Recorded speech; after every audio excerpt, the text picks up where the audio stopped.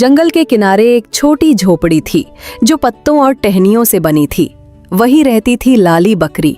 उसके पास ज्यादा कुछ नहीं था, न मोटा अनाज न सुखद आश्रय, बस मेहनत और उम्मीद उसका सहारा थे।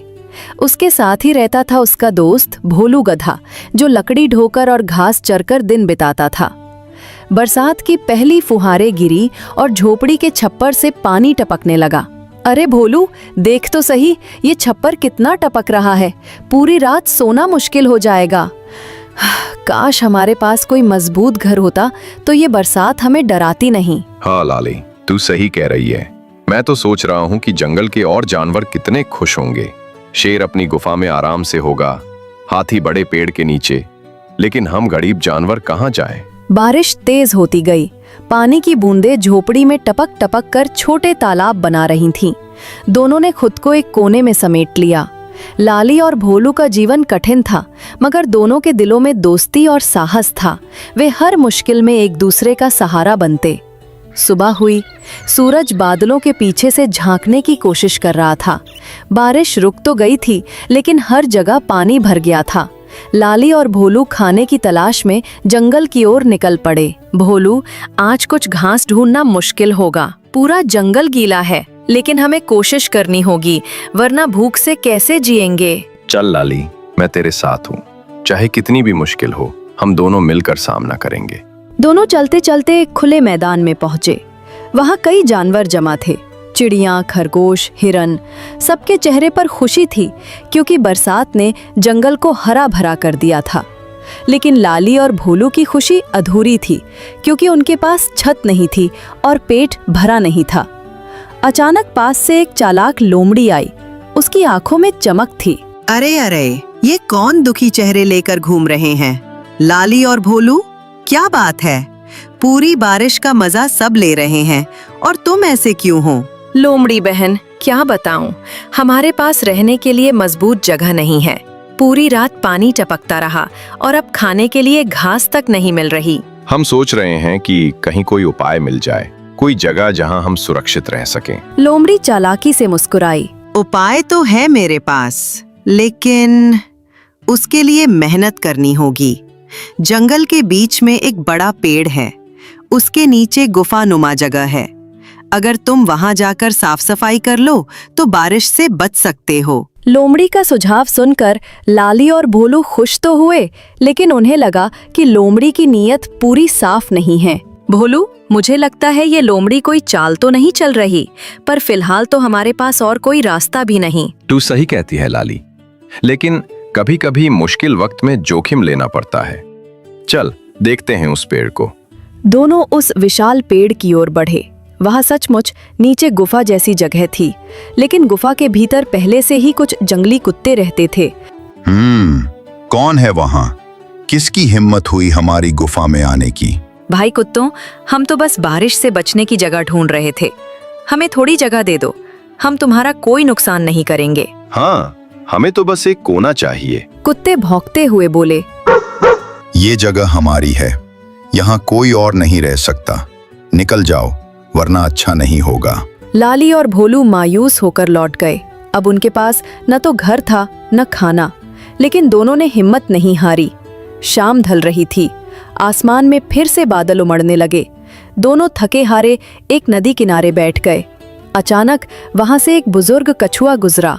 बेटा, क्यों इतने उदास हो? क्या परेशानी है? कछुआ दादा, हम गरीब हैं। बारिश में हमारी झोपड़ी टूट रही है। पेट में खाने को कुछ नहीं और कोई भी हमें जगह नहीं देता। हम सोच रहे हैं कि आखिर हम कहाँ जाएं? कछुआ दादा ने थोड़ी देर सोचा और फिर बोले। देखो बच्चों, जंगल में जीना आसान नहीं है, लेकिन अगर तुम दोनों मेहनत करो तो खुद अपनी जगह बना सकते हो। नदी किनारे सूखी लकड़ियां और पत्थर पड़े हैं, इन्हें मिलाकर तुम अपनी झोपड़ी मजबूत बना सकते हो। कछुआ दादा की बातें लाली और भोलू के दिल में उतर गईं।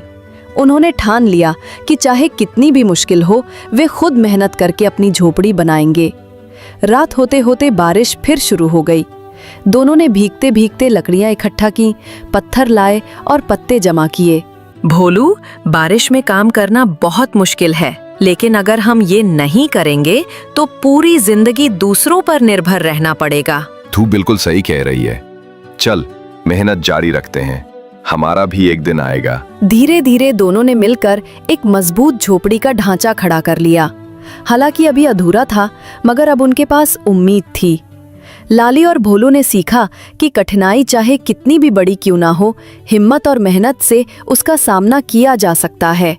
लेकिन उनकी असली परीक्षा अभी बाकी थी, क्योंकि जंगल में हर दिन नई चुनौती उनका इंतजार कर रही थी। जंगल की रात गहरी हो चुकी थी। लाली बकरी और भोलू गधे ने अपनी नई झोपड़ी का ढांचा तो बना लिया था, लेकिन अब असली चुनौती थी उसे पूरा करना और उसमें सुरक्षित रहना। जंगल में हर रात नए खतरे मंडराते थे और बारिश अब और भी तेज होने लगी थी। बारिश रुकने का नाम ही नहीं ले रही थी। झोपड़ी अधूरी थी, छत से पानी रिसने लगा था। लाली और भोलू दोनों थर-थर कांप रहे थे। भोलू, लगता है ये छत अभी हमारे लिए काफी नहीं है। मैं तो डर रही हूँ कि अगर ये पूरी तरह टूट गई तो हम कहाँ जाएंगे। लाली, डर मत। हाँ, ये अधूरी है, लेकिन हमने मेहनत करके बनाया है। हमें इसे और मजबूत करना होगा। और हाँ, सबसे जरूरी है खाने का इंतजाम करना। पूरे दिन से भूख लगी है। दोनों भूखे थे।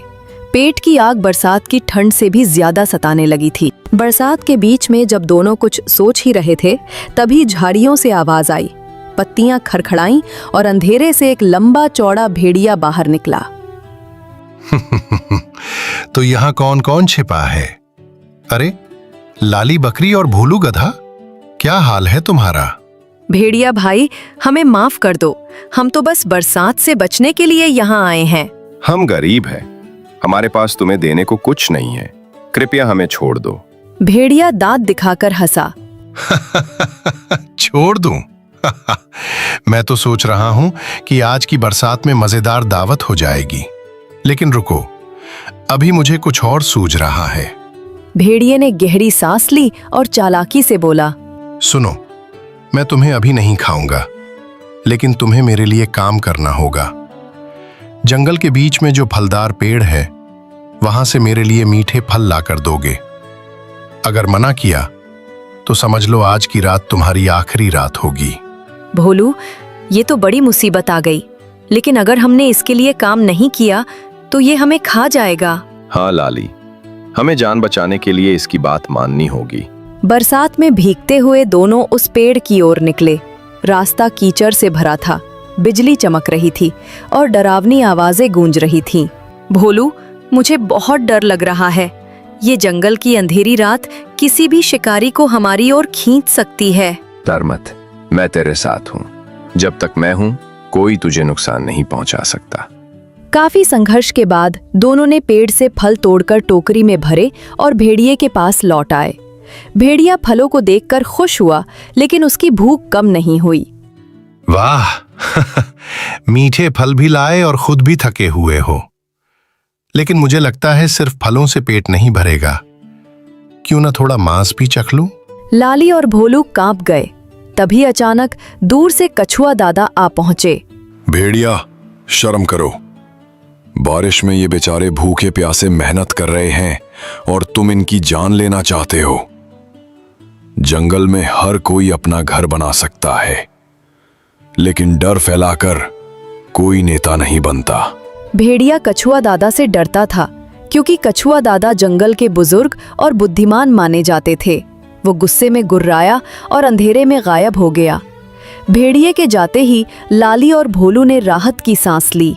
कछुआ दादा, आपने आज हमारी जान बचाई। अगर आप ना आते तो हम खत्म हो जाते। सही कहा, आप हमारी ढाल बन गए। हम आपके बहुत आभारी हैं। बच्चों, याद रखो, मुश्किलें हमेशा आएंगी, लेकिन अगर तुम हिम्मत और दोस्ती से उनका सामना करोगे तो कोई भी तुम्हें हरा नहीं सकता। सुबह हुई। सूरज बादलों के बीच से झांक रहा था। झोपड़ी अधूरी थी, लेकिन उम्मीद की रोशनी उनके चेहरे पर थी। भोलू, अब हमें अपनी झोपड़ी पूरी करनी ही होगी। हर बार दूसरों के भरोसे नहीं रह सकते। हाँ, अब हम मेहनत करेंगे और इसे इतना मजबूत बनाएंगे कि न बारिश का डर हो और न भेड़िए का। दोनों ने दिन रात मेहनत की। पत्थरों से दीवार मजबूत की, लकड़ियों से छत बनाई और पत्तों से उसे ढका। उनकी मेहनत देखकर जंगल के दूसरे छोटे जानवर भी मदद करने लगे। लाली दीदी, मैं पत्ते ला दूंगा। मैं ऊपर से देखूंगा कि कहाँ से लकड़ी आसानी से मिल सकती है। मैं सूखे फल जमा कर दूंगी ताकि तुम्हें भूख न लगे। धीरे धीरे उनकी झोपड़ी बन गई। ये अब पहले से कहीं ज्यादा मजबूत थी। लाली और भोलू की मेहनत रंग लाई थी, लेकिन ये सिर्फ शुरुआत थी। असली परीक्षा तो अभी बाकी थी, क्योंकि जंगल में लालची और चालाक जानवरों की कमी नहीं थी। रात को जब दोनों अपनी नई झोपड़ी में सो रहे थे, अचानक बाहर से अजीब सी आवाज आई। भोलू, ये कैसी आवाज है? जैसे कोई दरवाजा खटखटा रहा हो। हाँ लाली, ये तो मुझे भी सुनाई दे रही है।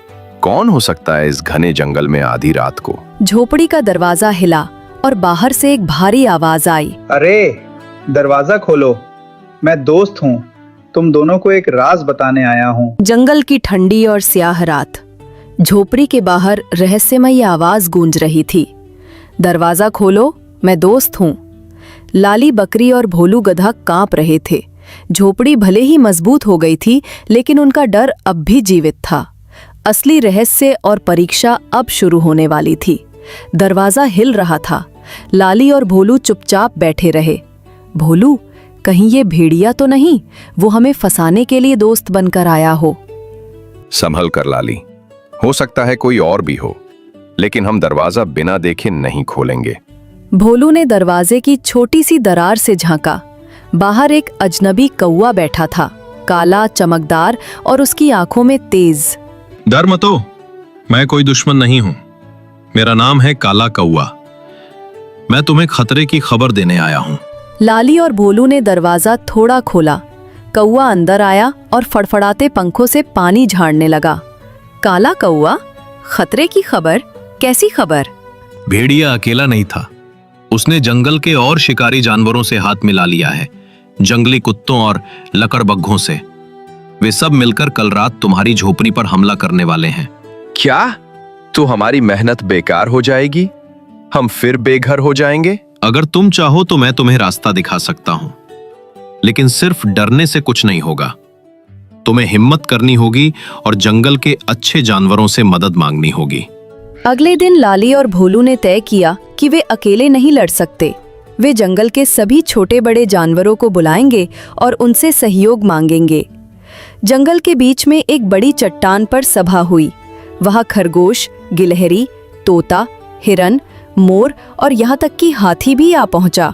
दोस्तों, कल रात भेड़िया और उसके साथी हमारी झोपड़ी पर हमला करने वाले हैं, लेकिन ये सिर्फ हमारी लड़ाई नहीं है। अगर आज हम हार गए तो कल वे किसी और का घर तोड़ेंगे। हमने मेहनत करके झोपड़ी बनाई है, अब हमें मिलकर इसको बचाना होगा। हाथी ने गहरी आवाज में कहा। भोलू और लाली सही कह रहे हैं। जंगल तभी सुरक्षित है जब हम सब मिलकर रहें। मैं अपनी ताकत से मदद करूंगा। तोता ऊंची डाल से बोला, मैं आसमान से नजर रखूंगा। जैसे ही दुश्मन पास आएगा, मैं सबको चेतावनी दूंगा। खरगोश और गिलहरी भी बोले, हम झाड़ियों में छिपकर निगरानी करेंगे और हम सूखे फल इकट्ठा करेंगे ताकि सभी के पास ताकत बनी रहे। पूरा दिन सभी जानवरों ने मिलकर तैयारी की। हाथी ने भारी लकड़ियों को झोपड़ी के चारों ओर जमा कर दिया। बंदरों ने ऊंचाई से सूखी बेलें खींचकर छत को और मजबूत किया। लाली, देखना, आज पहली बार लगता है कि हम अकेले नहीं हैं। पूरा जंगल हमारे साथ है। हाँ भोलू, यही तो असली परिवार है, सच्चे दोस्त। रात ढली, बादल गरजने लगे, बिजली चमक रही थी। तभी झाड़ियों से आवाज आई। गुर्राहट और भौंकने की गूंज पूरे जंगल में फैल गई। भेड़िया अपने साथ जंगली कुत्ते और लकड़बग्घे लेकर आया था। निकालो लाली और भोलू को, आज इनकी झोपड़ी को राख कर देंगे। तोता आसमान से चिल्लाया, सावधान, दुश्मन आ गया है। भोलू और लाली झोपड़ी के अंदर खड़े रहे। हाथी ने जोरदार चिंगाड़ मारी और अपने पैरों से रास्ता रोक दिया। खरगोश और गिलहरी ने झाड़ियों से आवाजें की ताकि दुश्मनों को लगे कि चारों ओर जानवर तैनात हैं। भेड़िया झपटा, लेकिन हाथी ने सूंड से उसे दूर फेंक दिया। जंगली कुत्ते झोपड़ी की दीवार तोड़ने लगे, तभी बंदरों ने ऊपर से बेले फेंक कर उन्हें उलझा दिया। भोलू, अब वक्त आ गया है कि हम भी डटकर खड़े हों। हाँ लाली, आज हम साबित करेंगे कि गरीब होकर भी कमजोर नहीं है। भोलू ने जोरदार लात मारी, जिससे एक लकड़बग्घा पीछे जा गिरा।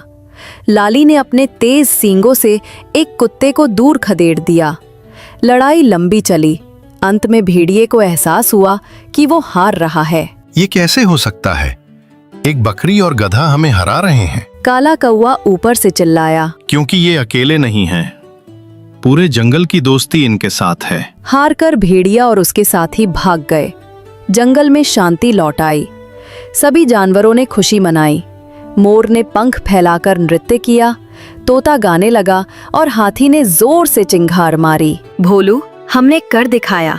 अब हमारी झोपड़ी सिर्फ हमारा घर नहीं, बल्कि पूरे जंगल की एकता का प्रतीक है। हाँ लाली, आज हमने सीखा कि गरीबी कोई कमजोरी नहीं, असली ताकत दोस्ती, मेहनत और साहस में है। कछुआ दादा धीरे धीरे चलते हुए आए और बोले, बच्चों, तुमने बहुत बड़ा काम किया है। तुमने न केवल अपनी झोपड़ी बचाई, बल्कि पूरे जंगल को एकता का सबक दिया। याद रखो, मुश्किलें चाहे कितनी भी आए, अगर दिल में साहस और साथ में दोस्त हों, तो जीत पक्की है। उस दिन से लाली बकरी और भोलू गधा जंगल के सम्मानित निवासी बन गए। उनकी झोपड़ी सबके लिए आश्रय का घर बन गई। बारिश अब उनके लिए डर नहीं, बल्कि उत्सव बन गई। उनकी कहानी जंगल में हर किसी को प्रेरित करती रही कि मेहनत, दोस्ती और साहस से सबसे कठिन बारिश भी आसान हो जाती है।